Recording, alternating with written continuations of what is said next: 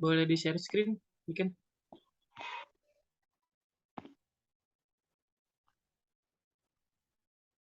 Oke, Assalamualaikum warahmatullahi wabarakatuh. Selamat sore semuanya, serta Ibu Dian selaku dosen pengampu pada mata kuliah Riset Operasional. Di sini, kelompok kami akan mencoba mempresentasikan hasil kerja kami, yaitu studi kasus pada UMKM Mutiara Cake di Kabupaten Grobogan. Next. Sebelumnya, kita harus mengetahui dulu, apa itu UMKM?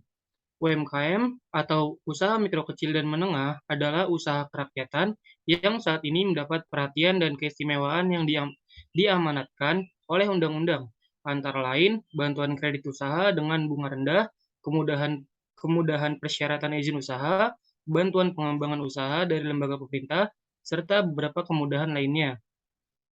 Selanjutnya, yaitu tujuan penelitian.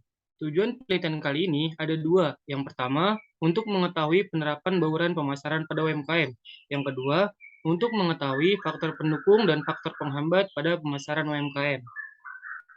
Selanjutnya, ada tinjauan pustaka. Tinjauan pustaka, sebelumnya kita harus mengetahui apa itu marketing mix. Marketing mix adalah kombinasi dari 4 variabel atau kegiatan yang merupakan inti dari sistem pemasaran perusahaan, yaitu produk, struktur harga, kegiatan promosi, dan sistem distribusi.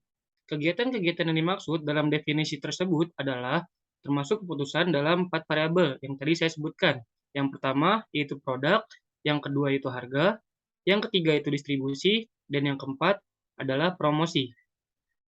Selanjutnya, ada faktor pendukung UMKM. Yang pertama, ada personal. Personal meliputi adanya ketidakpuasan terhadap pekerjaan yang sekarang. Yang kedua, faktor usia. Dan yang ketiga, komitmen atau minat yang tinggi terhadap wirausaha. Selanjutnya, environment. Environment adalah lingkungan. Adanya sumber-sumber yang bisa dimanfaatkan, mengikuti latihan-latihan atau inkubator bisnis. Dan yang ketiga, kebijaksanaan pemerintah. Dan yang terakhir ada faktor sosiologi.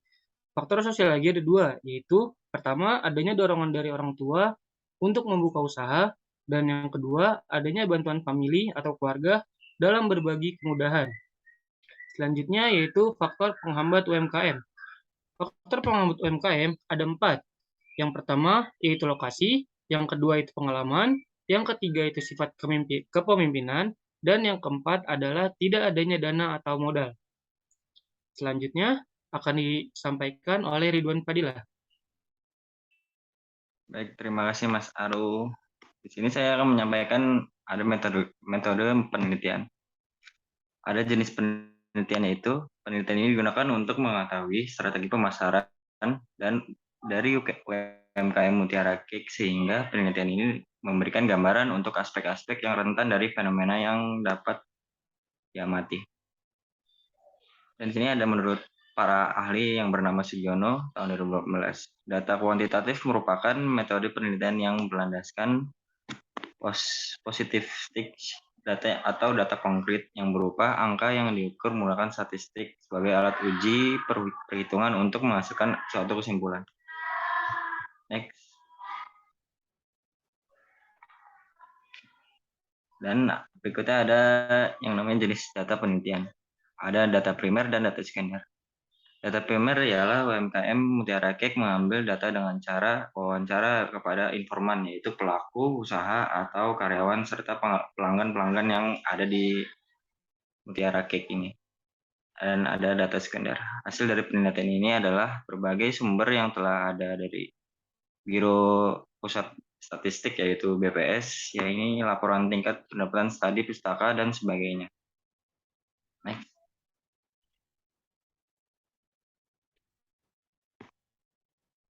Metode pengumpulan data di sini ada yang namanya wawancara, observasi, pemilihan informan, dan dokumentasi. Wawancara menurut Sugiono adalah merupakan pertemuan dua orang untuk bertukar informasi atau ide yang melalui tanya jawab.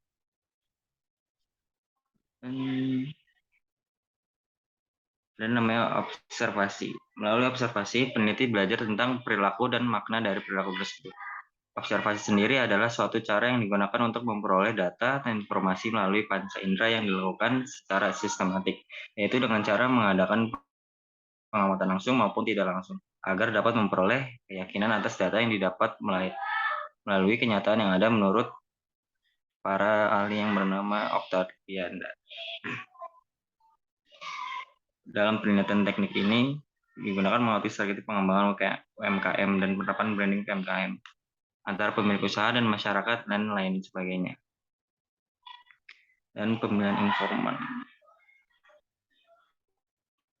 Informan adalah orang atau pelaku yang benar-benar tahu dan menguasai masalah, serta terlibat langsung dengan masalah penelitian.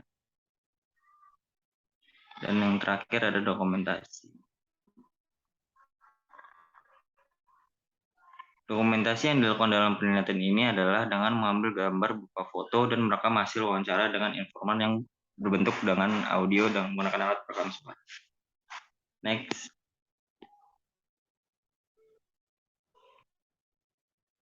Oke, teknik. Di sini ada teknik analisis data. Teknik analisis data ada berupa data reduction, uji kredibilitas data, data display atau narasi data, dan yang terakhir ada penarikan verifikasi kesimpulan. Dalam teknis analisis data yang bernama data reduction lainnya mengurangi data yang tidak penting sehingga dapat terpilih dan dapat diproses ke langkah selanjutnya. Dan uji kredibilitas data ialah menggunakan teknik regulasi. Teknik regulasi ini adalah teknik pengujian kredibilitas data yang memanfaatkan sesuatu di luar data itu. Untuk keperluan pengecekan atau sebagainya, pembanding terhadap data itu, teknik triangulasi ini digunakan menjadi dua, yaitu ada triangulasi sumber dan triangulasi metode. Yang ketiga ada data display. Cara yang paling sering digunakan untuk menjadikan data dalam penelitian kualitatif adalah dengan teks yang bersifat naratif.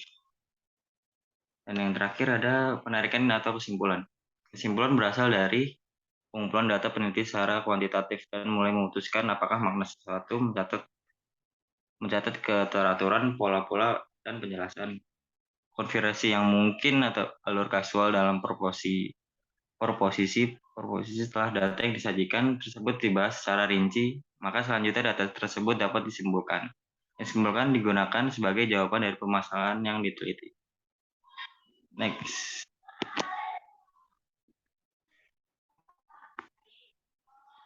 Dan selanjutnya akan dibacakan oleh saudari Niken. Terima kasih, Ridwan. Selanjutnya ada hasil penelitian.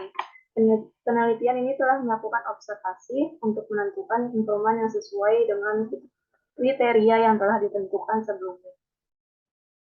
Peneliti dalam menentukan informan menggunakan teknik pengambilan sampel, yaitu teknik purposive sampling, atau bisa disebut teknik pengambilan sampel sumber data dengan pertimbangan tertentu berdasarkan penelitian yang dilakukan di lingkungan rumah produksi UMKM Mutiara Cake. Mulai wawancara dilakukan pada pemilik UMKM, tenaga kerja UMKM hingga pembeli yang akan mengambil pesanan. Diketahui ada beberapa produk yang diproduksi oleh UMKM Mutiara Cake ini. Banyaknya varian produk dan inovasi-inovasi yang dihasilkan UMKM ini membuat para konsumen tertarik untuk membeli. Namun, dalam penjualannya diketahui bahwa ada beberapa yang menjadi produk unggulan sejak saat memproduksi atau awal usahanya hingga sekarang ini. Dari segi desain dan harga, ada varian kemasan dan harganya.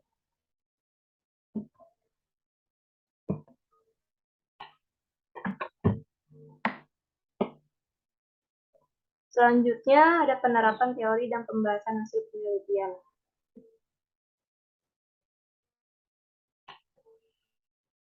Di sini ada 4 variabel, yaitu yang pertama, bauran produk. Bauran produk itu ada kualitas bahan baku dan produk. Bahan baku yang digunakan untuk memproduksi produk pada UMKM Mutiara Cake adalah bahan baku yang berkualitas dan yang relatif sedikit mahal. Selanjutnya ada inovasi dan variasi produk. UMKM Mutiara Cake untuk menarik pelanggannya dengan cara pemilik selalu menciptakan suatu resep dengan tren masa kini, sehingga menghasilkan kualitas bahan baku, kualitas produk ciri khas sendiri pada UMKM Mutiara Cake ini. Yang kemudian ada tren.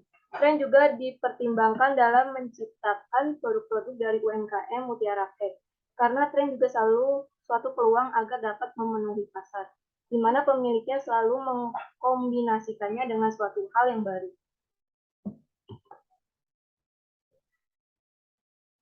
Selanjutnya ada kepuasan konsumen.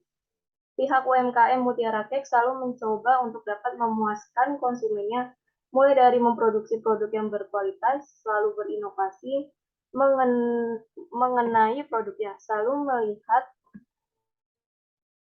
melihat apa saja produk yang diinginkan para konsumennya dengan cara mengikuti tren masa kini, dan juga selalu meningkatkan kualitas pelayanannya. Yang terakhir itu ada citra merek. Citra merek dari UMKM Mutiara Cake di mata masyarakat akan dikenal dengan menjual produk-produk yang berkualitas. Dan semua jalan itu diambil oleh pemilik dengan tujuan untuk meningkatkan kontribusi penjualannya. Yang kedua ada bauran harga. Di sini bauran harga ada dua, biaya bahan baku. Untuk biaya bahan baku, pihak UMKM selalu memakai bahan baku yang berkualitas. Maka dari segi harganya pun pasti akan lebih mahal dibandingkan bahan baku yang biasa. Dari faktor inilah pemilik akan mematok harga yang nantinya ditawarkan untuk suatu produknya. Selanjutnya ada biaya produksi. Pemilik mematok atau menetapkan harga atas produknya juga atas dasar biaya produksinya. Untuk biaya produksi, pemilik melihat dari beberapa faktor juga. Misalkan biaya tenaga kerja atau karyawan, biaya listrik, biaya gas, dan biaya lainnya yang menyangkut waktu proses produksi. Semua itu dihitung oleh pemilik supaya nantinya lebih mudah dalam mematok harga pada konsumen maupun calon konsumen.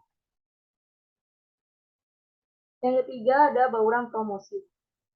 Bauran promosi dilakukan dengan media sosial. UMKM Mutiara Cake mengambil kesempatan untuk mengenalkan produknya melalui media sosial dan selalu update. UMKM menyiapkan suatu produknya yang mana akan dipromosikan dengan sentuhan kreativitas tangan, lalu diambil gambar via kamera. Setelah itu di-upload ke media sosial. Yang kedua ada brosur. Strategi UMKM Mutiara Cake dalam penyebaran brosur dengan cara menitipkan dan menempelkan ke warung-warung terdekat atau ke toko-toko terdekat yang dimana ada keramaian di situ. Yang terakhir, yang keempat, ada bauran tempat. Yaitu ada lokasi strategis. Tempat yang dipilih UMKM Mutiara Cake yaitu rumah Ibu Dia Hermawan, selaku pelaku usaha. Pemilihan tempat ini dikarenakan rumah yang memadai berdasarkan hasil observasi yang dilakukan bahwa letak tempat UMKM Mutiara Cake ini memang sangat strategis dikarenakan lokasinya dekat dengan keramaian seperti pasar tradisional, minimarket, dan tentu juga akses jalannya mudah dijangkau. Selanjutnya ada cash on delivery atau COD. Dengan metode cash on delivery atau COD, dengan ini pemilik juga tidak terlalu banyak ambil resiko. Dan biasanya para konsumen juga menginginkan jasa COD. Konsumen melakukan chat pribadi dengan pemilik lewat WhatsApp yang nantinya akan ditetapkan masalah hari dan tanggal sewaktu melakukan transaksi lewat COD. Dan ini yang membuat para pelanggan berminat melakukan transaksi COD.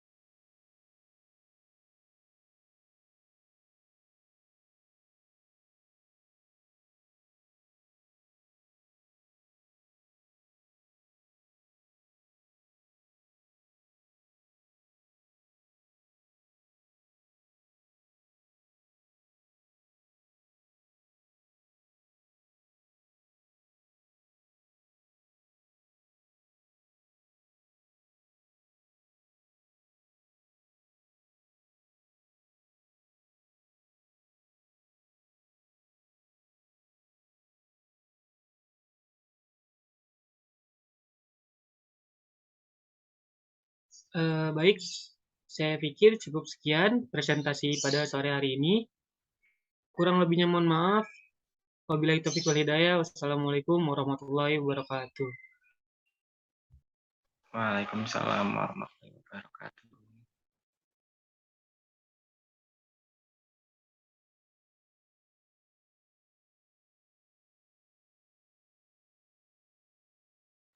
Recordingnya boleh dimatiin, Mbak. Ah,